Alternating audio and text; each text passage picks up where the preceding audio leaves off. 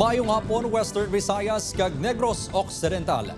Apat ka mga driver nagpositibo sa random drug test sang LTO kag PDEA. Samtang seguridad sa mga pantalan mas ginpahugtan sang Philippine Coast Guard. Si John Sala nakatutok live sa Diversion Road sa Mandurriao, Iloilo City.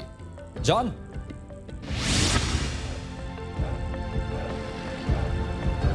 Kim, pagod masiguro ang malinong kag matawhay nga Semana Santa 2025. Hugot nga ginapatuman sa karon ang mga inspeksyon kag security protocol sa mga terminal kag pantalan sa syudad sang Iloilo. Ginlibot sa LTO-6 upod ang PDEA-6 sa mga terminal sa syudad sang Iloilo ug ipatuman ang Oplan Harabas ukod ang random drug test sa mga driver. Isa ka taxi driver kag isa ka tricycle driver ang nagpositibo sa isa ka terminal sa Haro Caina sang aga. Samtang sa Mohon Terminal naman duha ka mga modernized jeepney driver ang nagpositibo. Ang drug test ang kabahin sa Oplan biyaheng ayo subong nga Semana Santa.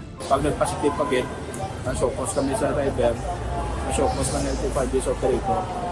Pero once ka nag-positive sa confirmatory ang driver, most likely ma-revoke nila yung lisensya. Sa Parola Wharf, Iloilo City, isa-isa naman nga gina-checkyara sa Philippine Coast Guard ang mga bagahe sa mga pasahero padulong sa isla sang Guimaras.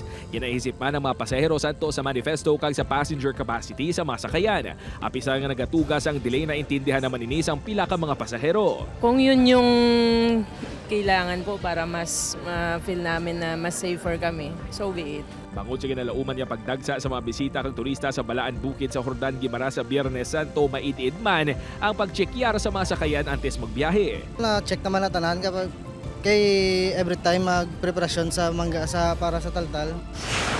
Yara sa 10,000 naman na ginalauman nga average daily tourist arrival sa isla sang Boracay subong nga Holy Week. Gani ang Malay Aklan LGU ang nakaalerto. Ang deployment sang Malay Police ang nakasentro sa isla sang Boracay, ilabi na sa mga terminal kag mga matawo nga lugar.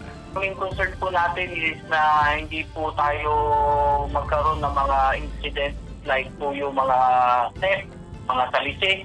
Yan po yung ating mga pinapantayan, yung mga gamit na naiiwan sa beach front, yung mga pumipila po sa mga ports and other po na mga pwedeng mangyari pong insidente. Santo sa Memorandum Order No. 2025-33 ni Malay Aklan Mayor Frolibar Bautista, ginadumilian ang mga beach party o kunang mga aktibidad nga may mga magahod nga music. Halin ala sa isang aga sa Biyernes Santo, tubtob ala sa isang aga sa Sabado de Gloria sa isla sang Boracay.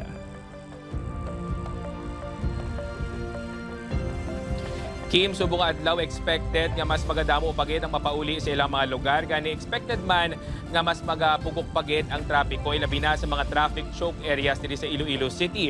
Gani abiso sang otoridad sa mga motorista maghalong sa pagbiyahe kag magbalon gid sang malawig nga pasensya. Kim? Madamong gid nga salamat, John Sala.